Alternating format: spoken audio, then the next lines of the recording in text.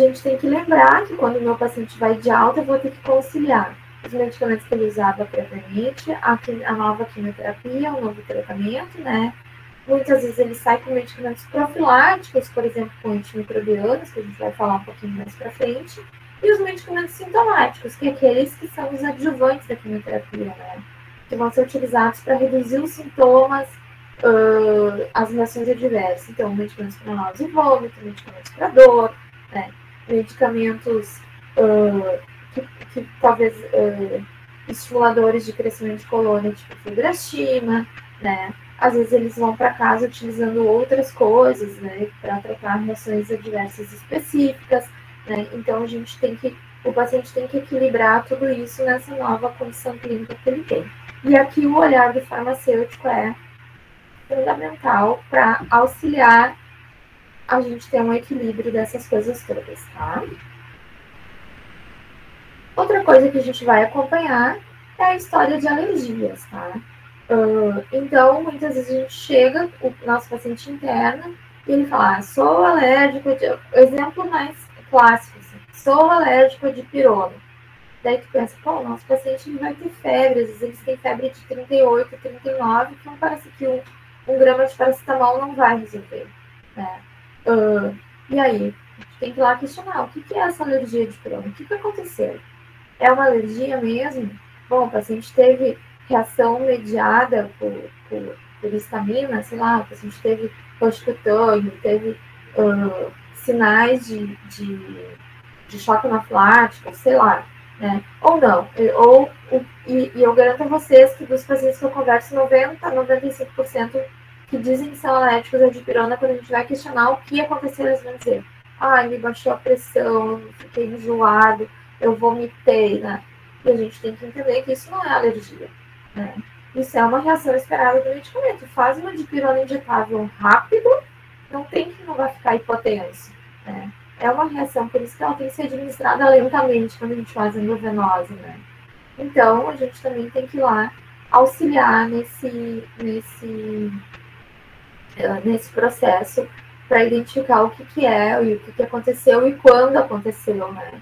Às vezes as histórias são muito, assim, muito vagas, né? Então, eu sou alérgico à penicilina. Tá, mas o que aconteceu? Minha mãe me falou que quando eu era criança eu tomei uma amoxicilina. Então, as coisas às vezes são muito vagas. Então, a gente tem que tentar investigar e ter uma história mais acurada do que realmente aconteceu, para, com base nisso, tomar as medidas necessárias. E realmente, se o paciente teve uma reação, tem uma história fechadinha, direitinha, né?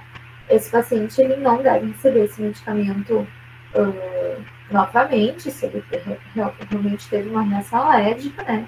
E aí a gente utiliza alertas de prescrição, prontuário, pulseiras de identificação, para que a gente não tenha um problema mais grave, a gente já tente evitar esse problema antes dele acontecer, certo? Alguma dúvida até aqui? Vocês querem comentar alguma coisa? Temos mais dúvidas ali no chat. Vamos lá, então. A Karine pergunta quais itens de uma prescrição oncológica são avaliados, né?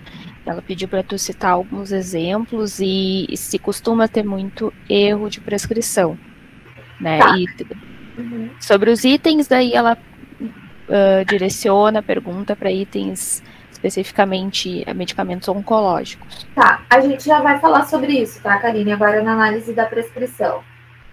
Mas tem mais uma, Kawane? Não, só essa. Achei que tinham duas perguntas, tá? Vamos lá. Então a gente vai falar então um pouquinho.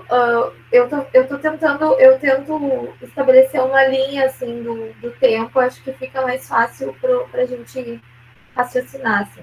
Então o paciente recebeu o diagnóstico, internou, né? Ou internou para investigar e recebeu o diagnóstico. Então a gente já faz aquela avaliação inicial ali, tentando fazendo a conciliação medicamentosa, investigando a alergia. E agora, com o diagnóstico, ele vai iniciar o tratamento quimioterápico, tá? Então, a gente vai fazer a análise da prescrição, certo? A análise da prescrição, independente de ser da quimioterapia ou do restante da prescrição desse paciente, ela sempre vai ter um caráter preventivo e corretivo, né? Então, a gente vai fazer isso para evitar problemas, para tentar fazer com que o erro não chegue até o paciente, o problema, né? E o objetivo, então, da análise da prescrição é de garantir a segurança do tratamento quimioterápico, né? Isso é um ponto de checagem, tá, gente? Então, além da análise da prescrição da prescrição da internação dos medicamentos que o paciente utiliza na internação, a gente vai olhar a prescrição da quimioterapia também, tá? E quais são os pontos que a gente checa? Eu acho que é mais ou menos isso que a Karine perguntou, né? Então, a gente vai olhar os dados básicos, óbvio, né? Quem é o paciente, né? O nome do paciente, as informações do paciente ali, o protocolo de quimioterapia que está prescrito, né? Ver se a prescrição está de acordo com o protocolo que é padronizado na instituição, né? Sempre usando o medicamento com o nome genérico. Isso cada local vai estabelecer, né? Por exemplo, lá no Conceição a gente não usa nome comercial, é só nome genérico. Tem locais que talvez utilizem nomes comerciais. Ok, isso é pré-acordado, tá? A gente não pode usar siglas, né? Não pode usar abreviações, né? Aqueles itens básicos para reduzir a chance de erro, né? Além disso, do protocolo do medicamento se olha os diluentes, né? Vendo se tem compatibilidade com a quimioterapia, né? A dose, a posologia, né? Se tem alguma interação com os medicamentos de suporte, né? A questão do cálculo da dose, que depois eu vou falar um pouquinho sobre isso, né? Está de acordo com o que é definido, né? Se tem algum limitante de dose, de cálculo, né? Então, por exemplo, a gente faz o cálculo da quimioterapia, é calculado por superfície corporal. Em algumas situações, a gente limita a 2 a superfície corporal, porque se eu deixar uma superfície acima de 2, a dose, a toxicidade agregada não supera o benefício de eu utilizar essa dose maior, tá? A via e a velocidade de administração do medicamento, né? O esquema de infusão e a posologia, então isso aqui a parceria com a enfermagem é fundamental. Como são protocolos, que eu falei que não é um medicamento, a quimioterapia não é tudo dentro de uma bolsinha de soro só, eu vou fazer para cada quimioterápico uma bolsinha, na maioria das vezes, tem algumas exceções, tá? Então, a gente vai ter que ver a ordem de infusão, né? Qual que vai infundir primeiro? Tem todo um racional, né, para isso, por mecanismo de ação, né? E, então, isso a gente vai ver lá junto com a enfermagem, qual o acesso isso vai ser administrado, se é um acesso central, se é um acesso periférico, porque isso também pode mudar a diluição do medicamento. Quando eu faço em acessos periféricos, normalmente a gente faz mais diluído, porque a quimioterapia ela pode ser vesicante ou irritante, que é a capacidade de lesionar os vasos, né?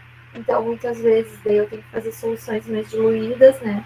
Se ela num acesso central, a gente faz soluções mais concentradas, pode fazer soluções mais concentradas com um volume menor, tá?